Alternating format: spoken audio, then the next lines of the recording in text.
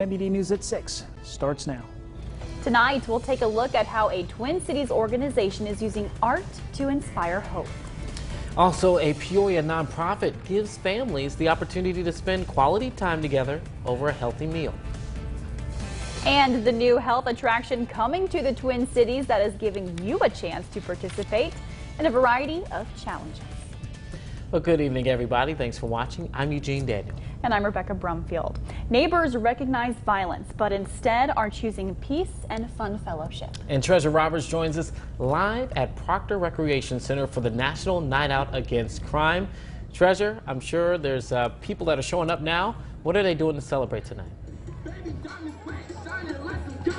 Well, Eugene and Rebecca, this event has been going on for 36 years and is sponsored by the National Association of Town Watch. Now 16,000 communities across all 50 states will be coming together, and about 38 million people will be participating or are expected to participate this year. But right here in Peoria, the event has been going on for 6 years, and I actually have one of the event organizers here with me today, Nakia Taylor. How are you doing today? I'm doing very well. How are you? Good. Are you enjoying the event? Are you enjoying the event so far? So far, so good. I really am. Thank you. So why is this event so important? How does it raise awareness about violence in the community? So it's about National Night Out Against Crime and Gun Violence. So it's just a space for the kids to enjoy, have a good time, and just not have to worry. Just a night of no worry, you know. What kind of feedback have you been getting from the parents and the families here today? That they're excited that they could come out tonight, that the pool will be open, that we have a bouncy house. They're excited to get school supplies. So just excited to have a night where they, like you say, no worrying. And lastly, how do you feel about the violence that's been happening in the communities thus far, and why do you think it needs to be a stop, or a stop needs to be put to the violence in the community? Because these are our babies, these are our kids. You know, everyone that's a part of it, it affects everyone. So it's not just that one person's family, it affects everyone around the community.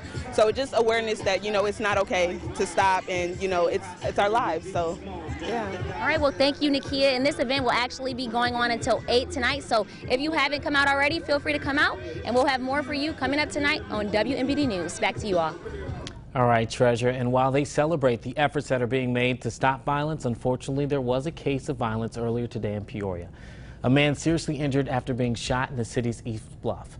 It happened around noon near the intersection of Peoria and Maywood. A shot spotter alert first tipped police to the scene, and moments later someone called to say that man had been shot. Now, witnesses in the area described two masked subjects running through a nearby alley. At this point, no one has been arrested. Well, new tonight, demolition of 3 buildings on East Buford Street is being pushed back until October. The demolition will make way for the Trail East project. Now, according to the Pantograph, an unsolved legal battle over a mural is forcing that delay. Officials say they remain optimistic that the Trail East will open next year as scheduled. A former high school coach accused of inappropriate actions with a minor is out of jail tonight. Haley Renault coached at Washington Community High School and was arrested on Monday for criminal sexual assault that police say was against a minor, a victim between the ages of 13 and 17 years old. Now Renault's next court date is September 6th at 9 a.m. The Washington Superintendent, Kyle Freeman, sent WMBD a statement saying the district was made aware of the arrest on Monday. He says Renault resigned from her coaching position on July 29th. The statement goes on to say that DCFS is aware of the matter and the district has reached out to the alleged victim's parents, and there's no reason to believe other students were impacted. A local organization says its doors are always open if you or your children experience or witness the effects of abuse. Matt Sheehan joins us in studio with how you can reach out for help. Matt. Rebecca, the Center for Prevention of Abuse has 10 trained prevention educators ready to assist those who are hurting from any kinds of abuse. These educators visit schools in the Tri-County area, reaching 36,000 students in 2018.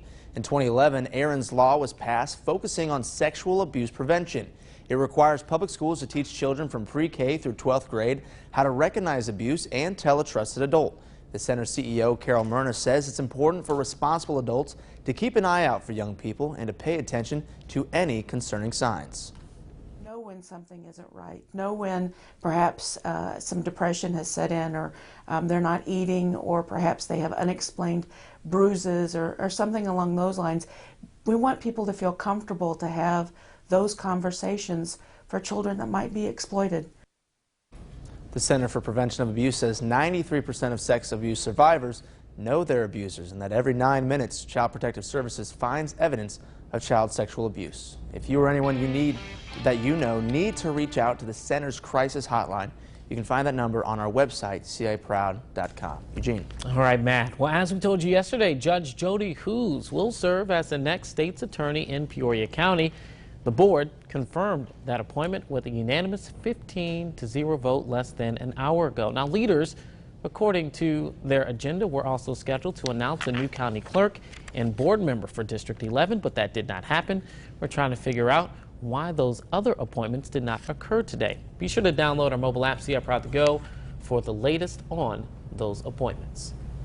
Meanwhile, the other candidate who interviewed for state's attorney is laying out what he'd like to see happen in office. WMBD's Janie Bowman is in studio with the ideas he has for that position. Janie. Rebecca, attorney Christopher McCall says he'll be announcing he's running in the next few days. He has many ideas for what he'll do as state's attorney, like working in schools and with children. McCall hopes to inspire children to get involved in criminal justice and encourage them to stay out of trouble. The lifelong Peorian says he also wants to create a safe environment and community for the county. I want to be the change that we see in other people. If the state's attorney begins to mentor students, go to the schools, speaks with the teacher, have partnerships within a community, our kids can see that you can become successful. You can check out McCall's full list of positions on our website, ciproud.com. Eugene. All right, Janie, an organization in Bloomington is giving hope to its community through art. As Manash Kongari explains, the nonprofit is allowing people to live out their passion at low cost. Showing love through art. That's what Threshold to Hope in the Twin Cities sets out to do every Tuesday, Wednesday, and Friday. Community members who have a passion for painting are being invited to come in and explore new skills. Now, the idea started from Nora Zaring and her husband, who started the nonprofit. The organization gives community members who can least afford it the ability to create something they least expect. In addition to art skills, the painters learn how to turn their masterpieces into cash by learning marketing techniques. They always say a picture is worth a thousand words, and so my paintings can express what sometimes my mouth can't. It's basically art for everybody. It's whether you can afford it or not, we want you to come and do art, because art is so healing. And you can check out some of their art at their next showing and selling on August 24th at the Sweet Corn Circus in Uptown Normal. In the Twin Cities newsroom, I'm Manash Kongwari. A Peoria nonprofit is inviting families to spend quality time together and eat healthy. Rosario Dominguez explains what the Crittenton Center's garden celebration is. Rosario. Rebecca, at tomorrow's celebrations, families will not only be able to pick vegetables from the center's garden, but they'll also be sharing an experience. The garden celebration, it's back for its 8th year, letting kids pick vegetables, some of them actually planted. Families are also invited to stick around for a meal provided by the center. Staff say that this goes hand in hand with their mission to build stronger families, specifically in that area which is considered a food desert. Everything Crittenton Centers does is about strengthening families. One of the best ways that families bond is over a meal. And we know that if we can teach children at a young age how important and how fun vegetables are from a garden, and they share that with their family, they will continue that tradition for generations. This event is open to all families in the community, and it will happen tomorrow at the Crittenton Center Garden from 5 to 7 p.m. Eugene.